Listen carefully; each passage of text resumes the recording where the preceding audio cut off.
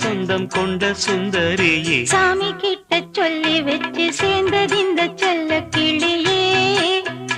இந்த பூமியுள்ள காலம் மட்டும் வாழும் இந்த அன்பு கதையே. முத்துமணியே பட்டு துணியே ரத்தினமும் முத்தினமும் சேர்ந்து வந்த சித்திரமே சாமி கிட்ட சொல்லி வச்சு சேர்ந்தது இந்த செல்ல கிளியே.